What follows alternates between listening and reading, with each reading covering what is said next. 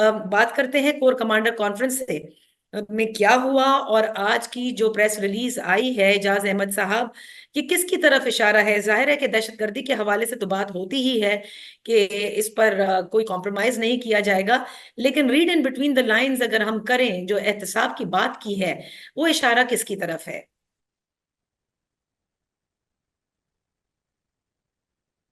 जी नादिया, बहुत शुक्रिया।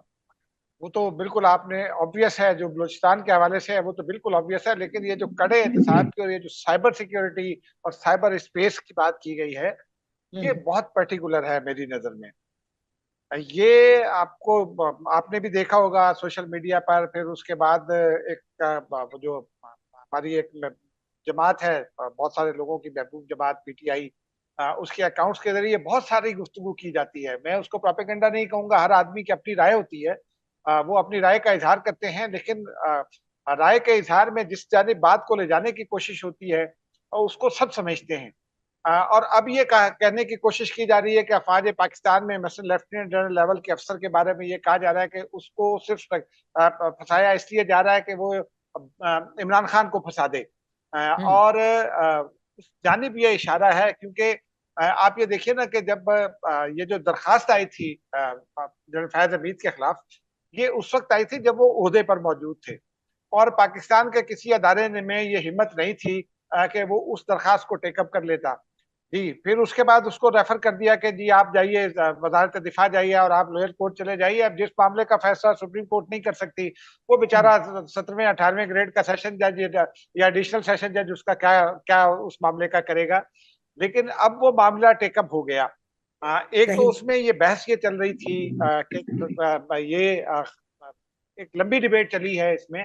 मेरी इत्तला के मुताबिक कि क्या जनरल फैज हमीद को इतनी सख्त सजा देनी चाहिए, कोर्ट मार्शल करना चाहिए, इस तरह का एक्शन उनके खिलाफ होना चाहिए। क्योंकि हमने माजी में देखा कि एक लाइन आ जाती थी, जैसे जनरल असद दुरानी ने किताब लिखी तो आ गई कि उनके रैंक्स वापस ले लिए गए, कोर्ट मार्शल का कोई तस्करा नहीं था। और बहुत सारे लोगों के बारे में हमने सुना, लेकिन इनके बारे में तफसील से आया। और फिर वो एक सेकंड पैरा जो आया वो अभी तक गूंजता है, मेरे जहन में तो गूंजता है, आपके जहन में भी गूंजता होगा, कि जिसमें ये कहा गया कि उन्होंने पोस्ट रिटायरमेंट भी उन्होंने आर्मी एक्ट की सर्टेन खिलाफ वर्जियां की हैं।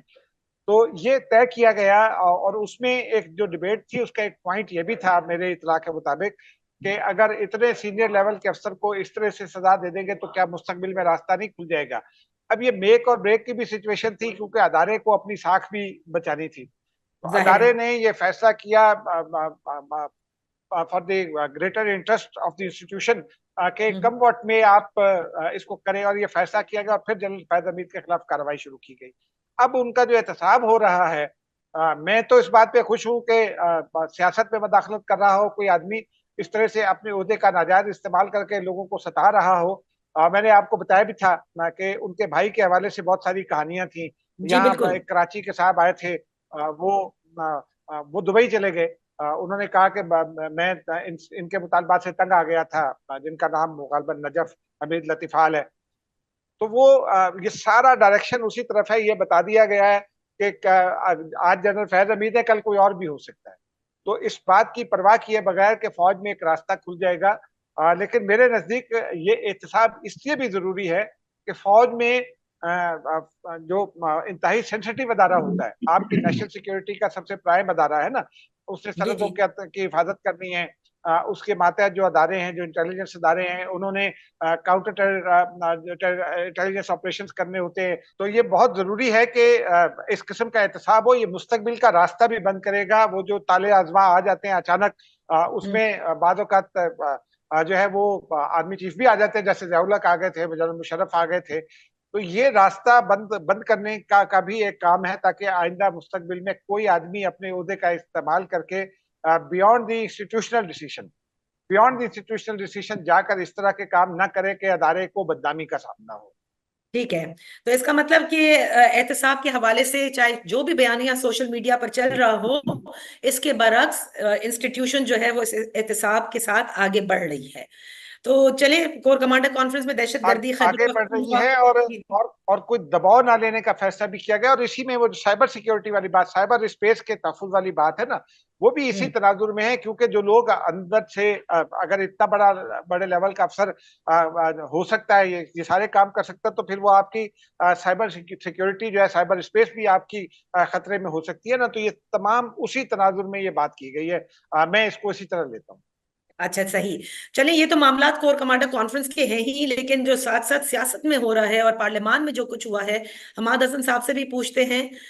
हमाद साहब, ये जो बिल पेश किया जा रहा है सुप्रीम कोर्ट के जज साहिबान की तादाद बढ़ाने के लिए, दानियाल चौधरी साहब ने आज कौमी असेंबली में पेश किया, उस पर बड़ा शोर हुआ है। तो असल होने क्या जा रहा है? क्योंकि पहले तो एक जुडिशल पैकेज की बात हो रही थी, एक जॉइंट सेशन की बात हो रही थी, मौलाना को मनाने की बात हो रही थी नंबर गेम्स के लिए। बट अब किस तरह से ये आगे बढ़ रहे हैं, इसमें क्या क्या चीजें इंक्लूडेड होंगी? देखिए नादिया, ये जो बिल पेश हुए तो एक नहीं बल्कि तीन मुख्तलिफ लोगों ने मुख्तलिफ बिल पेश किए हैं। इरफान सदीकी साहब ने भी पेश किया, दानियाल चौधरी ने भी पेश किया, नूर आलम खान, उनका ताल्लुक जमीयतुल उलमा इस्लाम से, उन्होंने भी पेश किया। हम्म। तो इससे ऐसे महसूस हो रहा है कि एक बड़े जुडिशियल रिफॉर्म की तरफ पार्लियामेंट बढ़ रहा है। और जो जो सूरत हाल है, तो जाहिर है कि 19वीं तरमीम के जरिए तो जाहिर है कि जजेस की अपॉइंटमेंट पार्लियामान तो नहीं करती, उसके लिए तो सुप्रीम जुडिशियल काउंसिल है। तो सुप्रीम कोर्ट के अंदर भी दो धड़े हमें नजर आते हैं माजी करीब में। काजी फाइज ईसा साहब पार्लियामान की सुपरमेसी की बात कर रहे हैं, जबकि एक और धड़े की तरफ से सुप्रीम कोर्ट के हवाले से बात हो रही है। तो ऐसे महसूस हो रहा है कि पार्लियामान ने इस तमाम मामलात को, इन तमाम तहफुजात को नोटिस में लिया है और वो एक बड़े जुडिशियल रिफॉर्म की तरफ बढ़ रहा है। लेकिन फिलहाल इस इन बिलों से, आज तो एक बिल पे पीटीआई का जो जो एतराज आया कि प्राइवेट मेंबर डे पर पेश ही नहीं किया जा सकता, क्योंकि इसमें पब्लिक एक्सचेकर इन्वॉल्व है, जजों के लिए तनख्वाहें होंगी, उनके रहाइश गाहों का बंदोबस्त होगा और भी खर्चे होंगे। तो जाहिर है कि ये पीटीआई वालों ने कहा कि इसको प्राइवेट मेंबर डे पर नहीं पेश किया जा सकता, इसलिए वो पार्लिमानी कमेटी में गया। लेकिन जब मजमुई तनाजुर में हम मामलात को देखते हैं, तो सुप्रीम कोर्ट के अंदर जो कुछ हुआ माजी करीब में, वो मामलात जुडिशियल से ज्यादा सियासी लगे और उस पर सियासी एंगल से तनकीद की गई। और बहुत ज्यादा तनकीद आई जजेस के हवाले से भी, फिर जजेस के फैसलों के हवाले से भी बहुत बड़ी तनकीद हुई।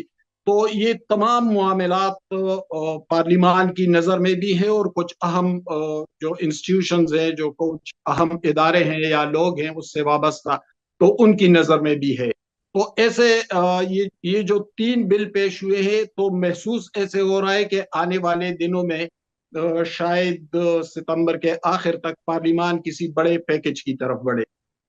आईनी तरमीम तो हो नहीं सकती ना, इसलिए क्योंकि वो तो खुद नून लीग भी बता रही है कि नंबर्स हमारे पास पूरे नहीं हैं।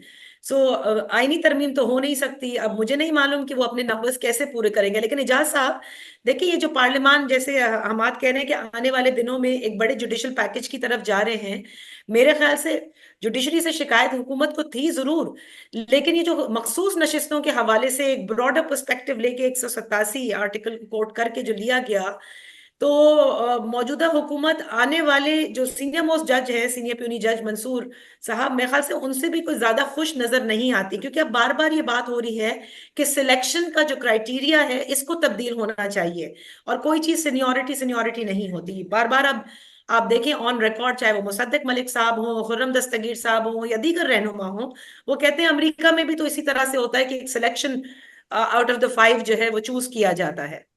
जी जा साहब। देखिए दादिया, जो एक तो वो कहते हैं ना, उर्दू की वो मशहूर कहावत है ना कि इन तिलों में तेल नहीं है। तो मैं भी ये समझता हूँ कि इन बिलों में भी कुछ नहीं है।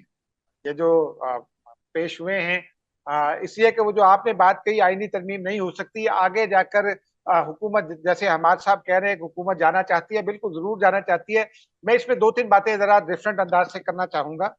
एक बात तो यह है कि ये जो बहस छिड़ी हुई है कि आईनी तरमीम हुकूमत करना चाहती है, नहीं कर सकती, मैंने उससे आजम नदीर तारड़ साहब से भी कहा था कि ये तो जिम्मेदारी किसकी है इस बहस को खत्म करने की? हुकूमत की। अगर आप कुछ नहीं करना चाहते तो प्राइम मिनिस्टर या वजीर कानून पार्लियामेंट में खड़े होकर एक स्टेटमेंट दें कि हम पार्लियामान के हवाले से, अदलिया के हवाले से कुछ नहीं करना चाहते, ये बहस खत्म हो जाएगी।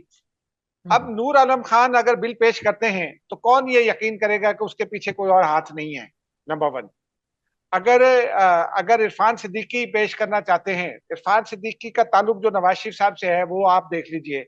दानियाल चौधरी का जो ताल्लुक शरीफ फैमिली से है, जरा उसको भी देख लीजिए। तो फिर कौन ये यकीन करेगा कि ये नून लीग के इरादे ऐसे नहीं हैं? इरादे हैं, और ये गैदर करने की कोशिश कर रहे हैं कि इनको 2/3 मिल जाए ताकि वो ये कर सके।